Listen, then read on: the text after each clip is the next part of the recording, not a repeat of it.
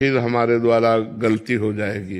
तो जहां जिस आदमी से जिस स्थान पर रुकने से हमें क्रोध आ रहा हो, पहले वो इस स्थान का त्याग कर देना चाहिए, तुरंत वहां से हट जाना चाहिए, चले जाना चाहिए, अपनी हार मान लेनी चाहिए, अपने को डरा हुआ मान लेना। जब मान लो सामने वाला डर गया, देखो भाग गया, अपने को ऐसा मान लेना चाहिए और गुस्सा को शांत कर लेना चाहिए। अगर हम उत्तर प्रत्युत्तर देते रहेंगे तो फिर हम गाली गलौज में आ जाएंगे, फिर हिंसात्मक वृत्ति आ जाएगी। क्रोध अशांति पैदा करता है, क्रोध संपूर्ण भजन की शांति को छीन कर देता है।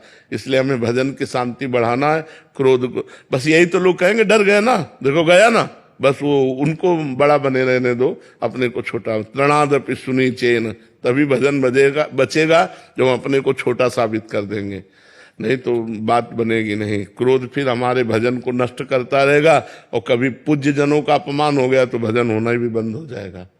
अगर अपने से पूज्य हैं, जैसे सास ससुर माता पिता, इनका अपमान हो गया तो फिर भजन नहीं होगा। फिर उस समय लगता है कि एक बार तो जवाब दे दूं, बाकी तो वो अहंकार, तभी तो कहा अपने को छोटा मान लो।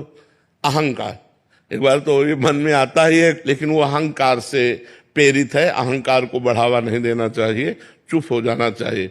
कई लोगों का भाव रहता है अगर हम चुप हो गए तो ये और बढ़ जाएगा। नहीं, आप चुप हो गए तो उसको परमात्मा ठीक कर देगा।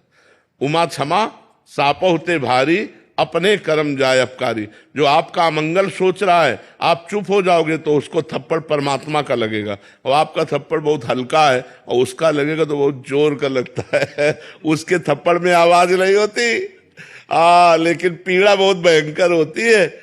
अपने थप्पड़ में तो आवाज होगी, उतनी पीड़ा नहीं होगी। ऐसी घटना घटा देगा कि सारा दिमाग ठीक कर देगा। वो बहुत बड़ा मालिक है, इसलिए